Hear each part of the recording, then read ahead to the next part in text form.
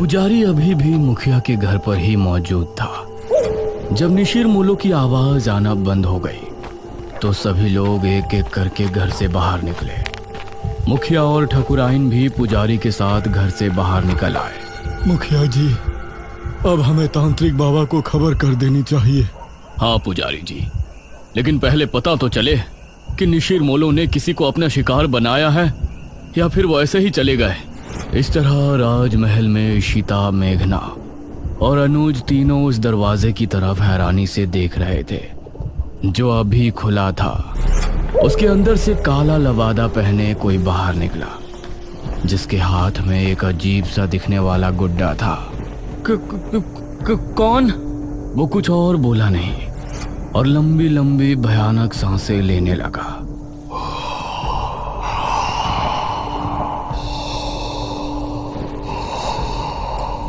उसकी भयानक सांसों को सुनकर ये तीनों डर गए और तभी वो तेज रफ्तार से इनकी तरफ भागा।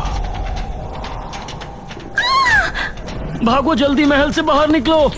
इन तीनों का दिल दहल उठा और ये खिड़की की तरफ भागे। जल्दी करो। वो अभी भी इनके पीछे ही था। अनुज ने पहले इशिता और फिर मेघना को बाहर निकाला। वो अनुज तक पहुंचने ही वाला था कि तभी अनुज भी खिड़की से कूद गया। क्या था वो? चलो अब घर चलते हैं, 2 बज रहे हैं, कहीं पिताजी या माँ जाग ना जाए। ये तीनों अब गांव की तरफ रवाना हो गए। माँ और पिताजी को इस बारे में बिल्कुल नहीं बताना, ठीक है? अरे हम क्यों बताएंगे भला? जैसे ही ये तीनों गांव पहुंचे तो बाहर ही पुजारी और बहुत से लोग खड़े थे। अनुज, तुम यहाँ? हमें तो लगा कि तुम तीनों अपने अपने कमरे में सो रहे हो। इतनी रात में तुम तीनों कहाँ से आ रहे हो? वो पिताजी। मुखिया ने मेघना और इशिता की तरफ देखा। तुम दोनों कहाँ गई थी अनुज के साथ? जी माफ कर दीजिए अंकल, हम दोनों का घूमने का मन हो रहा था। तो दिन में घूमने चले जाते, रात में बिना बताए जाने की क्या जरूरत थी? माफ कीजिए पिताजी, मैं ही इन दोनों को ले गया था, लेकिन आप सब लोग यहाँ बाहर इकट्ठा होकर क्या कर रहे हैं? अनुज ने बात को बदलते हुए कहा। आज गांव में निशिर मोलो आए थे, सभी उनकी आवाज सुनकर ही खौफ में थे। क्या निशिर मोलो? ये निशिर मोलो कौन है? 4 कथई लबादे वाले शख्स जो अपने कंधों पर एक ताबूत उठाए रात के समय गांव में घूमते हैं। उनकी आंखें लाल चमक रही होती हैं। रात के समय गांव में घूमते हैं। उस समय अगर वो किसी को देख लेते हैं या कोई उन्हें एक बार देख लेता है तो वो उसे अपने साथ ले जाते हैं। सभी गांव के लोग तो अपने अपने घरों में थे, लेकिन वो लोग संपत और कप्ता को ले गए। वो बाहर ही जुआ खेल रहे थे। अनुज, इशिता और मेघना तीनों ही ये सुनकर चौंक पड़े। पिताजी, लेकिन इससे पहले तो ऐसा गांव में कुछ भी नहीं हुआ, न ही आपने मुझे कभी इसके बारे में बताया। ये 400 साल पहले की बात है बेटा, हमारे महाराज के समय की बात। लेकिन उस समय किसी तरह उनको रोक दिया गया था, लेकिन अब अचानक वो कैसे जाग उठे, ये तो बात समझ के बाहर है। मुखिया जी, अब कल सुबह ही तांत्रिक महाराज से मिलने के लिए निकलेंगे। फिलहाल सभी लोग अपने अपने घरों को जाएं और निशिर मोलो से सावधान रहें। ये सुनकर सभी गांव के लोग अपने अपने घरों को चले गए, लेकिन अब सभी के दिल में अजीब सा डर बैठ गया था। इशिता और मेघना भी अपने कमरे में पहुंची। ये तो बहुत बड़ी गड़बड़ हो गई। हम लोग तो यहाँ पर मृत्युंजय अमृत के लिए आए थे और यहाँ तो राजमहल निशिर मोलो पता नहीं क्या क्या सुनने में आ रहा है। ये लोग अब हमें मृत्युंजय अमृत तक लेकर भी जाएंगे या नहीं? अरे तुझे दिख नहीं रहा यहाँ कितनी प्रॉब्लम है? हम दोनों सुबह यहाँ से जा रहे हैं बस। नहीं, मैं नहीं जा सकती। लेकिन क्यों? वो मृत्युंजय अमृत। इतना कहकर मेघना ने आगे कुछ नहीं कहा। आपने बिना सोचे समझे उन दोनों लड़कियों को घर में जगह क्यों दे दी? देखा ना अब क्या हुआ। ठकुराइन, वो लड़कियां तो अनजान है, लेकिन अनुज को तो सब कुछ पता है ना। वो उनको लेकर रात में निकल गया, इसमें हम उनको दोषी नहीं ठहरा सकते। उनको लेकर जाने वाला तो हमारा ही बेटा है ना। कुछ ही देर में सभी एक एक करके सो गए।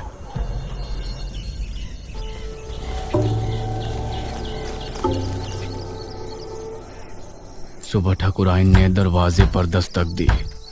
दोनों उठ जाओ, सुबह हो गई है। ठाकुरायन ने बहुत ही रूडली बोला। Aunty ji, we are sorry. यह सुनकर वो बिना जवाब दिए वहां से चली गई। कुछ देर बाद फ्रेश होकर इशिता और मेघना दोनों ब्रेकफास्ट टेबल पर पहुंची। Good morning uncle. Good morning aunty. आओ बैठो बच्चों, नाश्ता करो। मेघना के बाल इस समय खुले हुए थे। ना जाने अनुज को उसमें क्या खास दिखा। उसने उसे स्माइल की और एक टक उसे देखने लगी। इस पर मेघना ने उसे हैरानी से देखा, फिर उधर उधर देखकर नाश्ता करने लगी।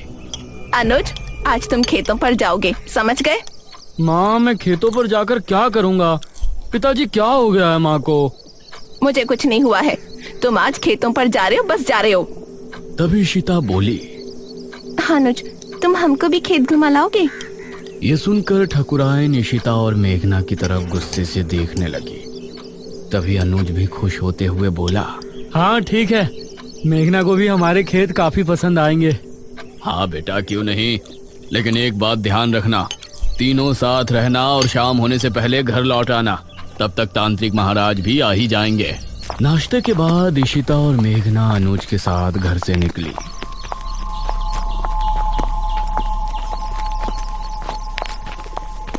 तुम अंकल आंटी के सामने मुझे ऐसे क्यों घूर रहे थे?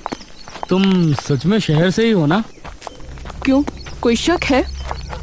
शहर की लड़की होती तो अब तक समझ जाती कि मैं उस पर लाइन मार रहा हूँ। वो मतलब स्लिप हो रहा हूँ। अनुज, उसे ऐसे मजाक बिल्कुल पसंद नहीं। ओह अच्छा। अच्छा ठीक है, सॉरी, लेकिन वो मजाक नहीं था। ये सुनकर मेघना भी हल्के से मुस्कुरा दी। ये लोग अब घने जंगल में पहुंच चुके थे। बस अनुज, यहाँ आने से पहले हमने कुछ सुना था। क्या सुना था? यही ना कि हमारे गांव के लोग एक नंबर के बेवकूफ है। अरे नहीं, किसी मृत्युंजय अमृत के बारे में कहा जाता है कि उसको पीने से बड़ा रोग दूर हो जाता है। ये सुनकर अनुज ने इशिता और मेघना दोनों को घूर कर देखा। तो तुम लोग यहाँ मृत्युंजय अमृत की तलाश में आई हो? नहीं, वैसे वो झूठ नहीं तो सीधा बोलना था ना। बेकार में राजमहल जाकर मुझे भी माँ से डांट पड़वा दी। वो हमें लगा था कि सीधे उसके बारे में पूछने से तुम कुछ गलत समझोगे। वैसे ये इशिता पूछती तो लगता, लेकिन तुम पूछती तो नहीं लगता। ये कहकर अनुज मुस्कुराने लगा और इस बार मेघना के चेहरे पर भी मुस्कान छलक आई। तो क्या तुम हमें उसके बारे में बता सकते हो? उसकी कहानी बहुत ही अजीब है, मुझे पूरी नहीं पता। तो बताओ ना, मुझे सुनना है। जितनी पता है उतनी बता दो। ये बात मुझे दादाजी ने बताई थी। सन 1600 में एक बहुत बड़ी महामारी फैली थी।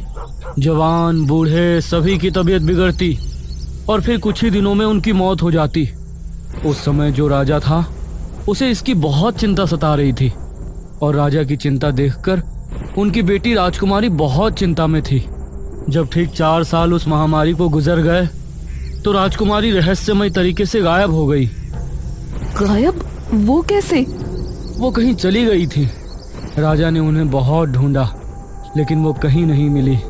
उसके बाद ठीक 1 साल 1 महीने बाद राजकुमारी लौटी और अपने साथ वो एक बीज लेकर आई थी।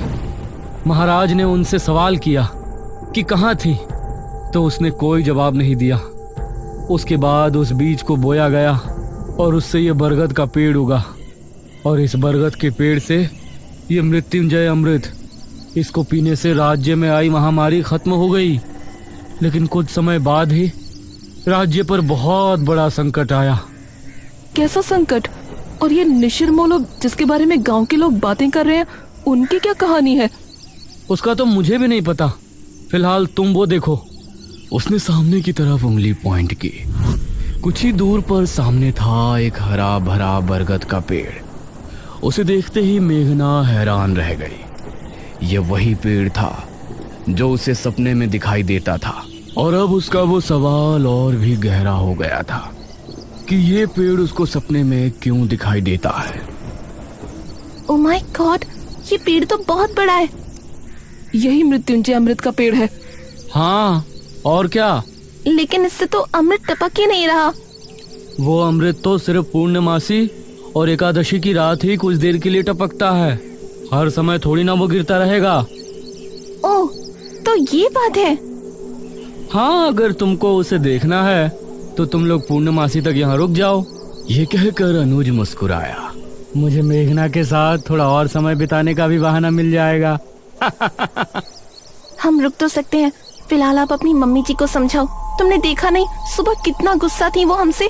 उनका बस चलता तो वो हमें तभी घर से निकाल देती। अरे माँ है ना, तो फिक्र तो होगी ही, लेकिन बेफिक्र रहो, मेरे आगे कोई नहीं बोलता। तुम लोग बेझिझक यहाँ रुक सकते हो। हाँ ठीक है, वैसे भी हम लोग मृत्युंजय अमृत देखने से पहले तो नहीं जा सकते। लेकिन वो आदमी जो हमें राजमहल में नजर आया था, वो कौन था? इस पर अनुज ने मेघना से नजरें मिलाई। पागल। पागल? What do you mean? देखो, उस वक्त उसे देखकर तो मैं भी डर गया था, लेकिन अब सोचता हूँ कि कोई पागल ही होगा जो बेचारा उस राजमहल में सो रहा होगा। हमने उसकी नींद खराब कर दी तो उसी वजह से हमारे पीछे भागा होगा। मेघना को इस बात में सहमति नहीं नजर आई। वो कोई पागल तो हो नहीं सकता, उसका पहनावा भी आज के टाइम का नहीं लग रहा था। इशिता ने पेड़ की कुछ फोटो खींची और ये लोग खेतों पर पहुंचे। ये काफी देर तक साथ घूमे और इनके बीच बातें भी खूब हुई। अनुज की बातें अब मेघना को भी अच्छी लगने लगी थी, लेकिन वो अपने सपने और इस गांव के रहस्यों के बारे में ज्यादा सोच रही थी। शाम होने से पहले ये तीनों गांव वापस पहुंच गए।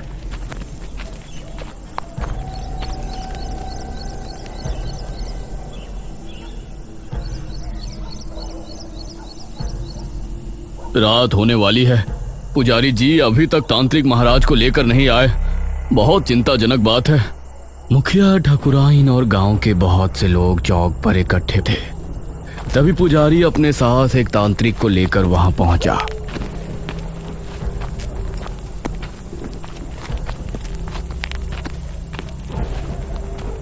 प्रणाम बाबा। प्रणाम। तांत्रिक महाराज नहीं आए? तांत्रिक महाराज शाम से ध्यान मग्न बैठे हैं। वो सुबह सूरज निकलने से पहले नहीं उठ सकते, इसलिए मैं उनकी जगह यहाँ आया हूँ। आप निशिर मोलो के बारे में सब जानते हैं ना? चिंता ना करें, तांत्रिक महाराज का आशीर्वाद हमारे साथ है। हम आपकी समस्या का निवारण करने की पूरी कोशिश करेंगे। तो बताइए तांत्रिक जी, क्या करना होगा? हम पूरी रात जाग कर एक अनुष्ठान करेंगे जो कि गांव के चौक पर होगा। यह पता लगाएंगे कि निशिर मोलो अचानक कैसे जाग उठे। आप सामग्री तैयार करें। एक बार अगर हम अनुष्ठान शुरू कर देंगे तो उसके बाद पूर्ण होने से पहले उठने का हमारे पास कोई कारण नहीं होगा। बहुत बहुत धन्यवाद बाबा, भगवान आपको सफल करे। इशिता ने चुपके से मेघना से कहा, ये लोग सच में बेवकूफ है या मुझे ऐसा लग रहा है? ये तू क्या कह रही है? और क्या, वो आदमी गायब हुए हैं, उसके पीछे कोई और वजह भी तो हो सकती है। जरूरी है कि उन्हें किसी भूत नहीं उठाया हो। निशिर मोलो, चुप कर। कुछ ही देर में अनुष्ठान की पूरी तैयारी हो गई। एक अग्निकुंड, एक कपाल और एक नर हथहड्डी। उसके आसपास 4 धूप बत्तियों से धुआं निकलकर वातावरण को शुद्ध कर रहा था। आप सभी अपने अपने घरों में जाएं और अनुष्ठान के सफल होने की प्रार्थना करें। हवा फिर से तेज हो गई थी। चौक पर सिर्फ तांत्रिक और पुजारी नजर आ रहे थे। मेघना और इशिता खिड़की से तांत्रिक को देख रहे थे। मुखिया, अनुज और ठाकुराइन सोफे पर बैठे थे। अरे मेघना, क्या कर रही हो वहां? आकर बैठो ना, कुछ नहीं होने वाला इन लोगों से। अनुज, तुम खुद किसी को नहीं मानते तो मानने वाले का मजाक भी मत बनाओ। अभी ये लोग बातें कर ही रहे होते हैं कि तभी भारी कदमों के साथ 4 निशिर मोलों की आवाज जैसे ही गूंजना शुरू हुई, गांव के सभी लोगों का दिल बुरी तरह से दहल गया।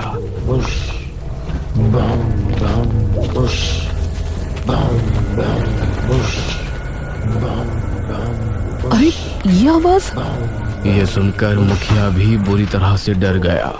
जल्दी से सभी खिड़की दरवाजे बंद कर दो, कोई बाहर नहीं झांकेगा। उसे इस तरह से डरा हुआ देखकर इशिता और मेघना भी हैरान रह गए। हे भगवान, निशिर-मोलो फिर से आ गए। 400 साल पहले तो ये सिर्फ शनिवार की रात्रि में ही आया करते थे। उनकी आवाज सुनकर पुजारी और तांत्रिक भी डर गए थे, लेकिन तांत्रिक ने मंत्र पढ़ना जारी रखा।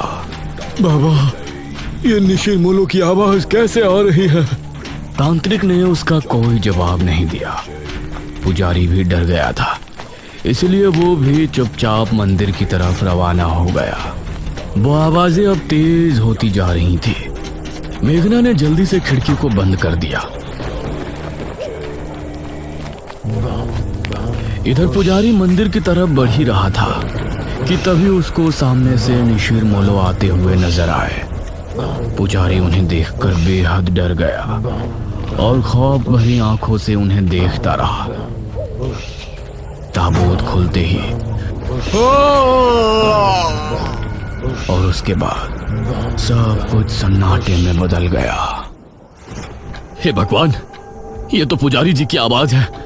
इसका मतलब है निशिर-मोलो ने पुजारी जी को भी। पिताजी, उनकी आवाजें तो अभी भी आ रही हैं। हे भगवान, पता नहीं क्या होगा। तांत्रिक बाबा की रक्षा करना। तांत्रिक अभी भी बैठा हुआ अनुष्ठान कर रहा था।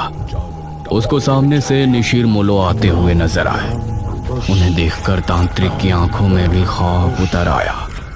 निशिर-मोलो उसके सामने आकर रुक गए और एकदम शांत हो गए। तांत्रिक ने उन्हें देखने के बाद भी अनुष्ठान जारी रखा। आवाज आनी बंद हो गई। लगता है वो चले गए पिताजी। नहीं, अभी कुछ देर अंदर ही रहो। जब तक तांत्रिक महाराज खुद नहीं कह देते, कोई बाहर नहीं जाएगा। तभी तांत्रिक बाबा की एक दर्दनाक चीख फिजा में गूंजी।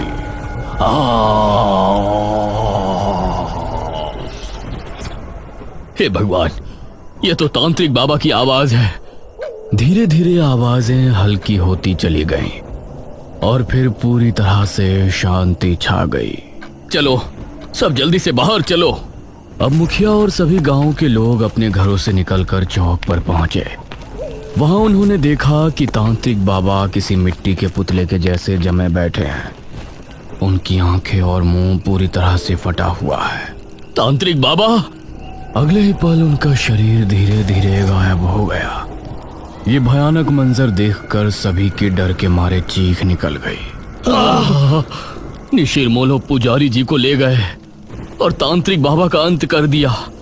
इसका मतलब वो सिर्फ ये अनुष्ठान रोकने आए थे। पिताजी, अब निशिर-मोलो से हमें कौन बचाएगा? अब तो तांत्रिक महाराज को ही आना होगा, वही कुछ कर सकते हैं। इशिता और मेघना तांत्रिक की मौत देखकर बहुत डर गई थी। दूसरी तरफ गुफा में बैठे बड़े तांत्रिक ने अचानक से अपनी आंखें खोली। उनके चेहरे पर चिंता की लकीरें साफ नजर आ रही थी। निशिर-मोलो का ये रूप, उसने हमारे शिष्य का भी अंत कर दिया। अब हमें खुद वहां जाना होगा, वरना प्रलय आ जाएगा। उस रात जब मेघना सो रही थी तो उसे एक सपना आया। वो एक राजकुमारी वाली वेशभूषा में एक सुनसान जंगली इलाके में घूम रही है। दूर दूर तक कोई नजर नहीं आ रहा है। तभी कोई पीछे से उसके कंधे पर हाथ रखता है।